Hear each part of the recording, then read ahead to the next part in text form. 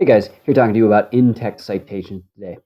In-text citations are just the references we're going to use within our paper, in our actual writing, to reference where we got our information. So for example, in this first two sentences here, I've got an anecdote about 7th and 8th graders in New York spending 18 hours over the course of a year to prepare for standardized tests.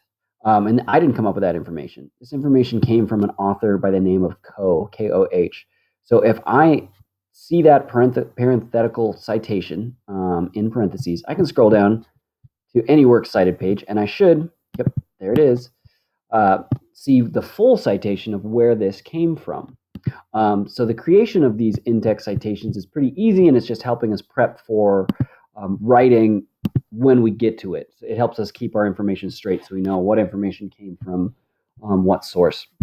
So the simplest way to look at this is whatever comes first in your full citation is going to be your in-text citation. So for example, in this citation, I would use the name Alonso and Camargo.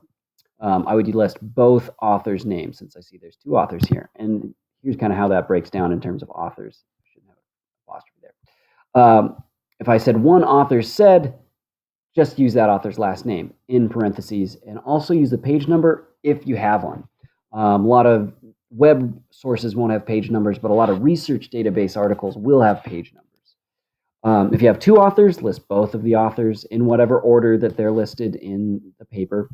And if you have three or more authors, you do the first author's name and then et al., which is Latin for and others.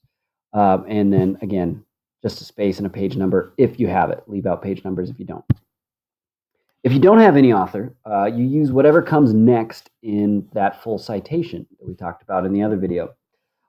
In this case, U.S. population projected across 325 million threshold. I wouldn't have to use that every time I wanted to quote something from this article. I can abbreviate article titles to something that makes sense and something that still keeps my alphabetical order. So in this case, I just cut it down to U.S. population projected. And if I had page number, put it in at the end there, but I don't on this one. Good luck in creating these. The other thing to note that may be a little bit important is be sure to create your in-text citations, but as you're taking notes, be sure to reference who is saying things. Let me show you an example. Or an indirect citation. So according to the U.S. Education Secretary, Arne Duncan, standardized tests don't have a good reputation today, and some of that criticism is merited. And that came from a source with the last name of Roach. So this guy or girl Roach wrote an article in which they interviewed Secretary Arne Duncan. But this information, this quote, didn't actually come from the journalist. It came from the authority figure. So especially in news articles, if you are pulling information from people who aren't the author, like quoted people from that, be sure to collect their information because I want people to know that this information came from the U.S. Secretary, Education Secretary. That's important. That gives authority to this quote. But I also need to let people know where I found that information. And that was in this journalistic article. So if you have any questions about creating in-text citations, shoot me an email, ask me a question in the daily check-in. I'll be there to help. Good luck, folks.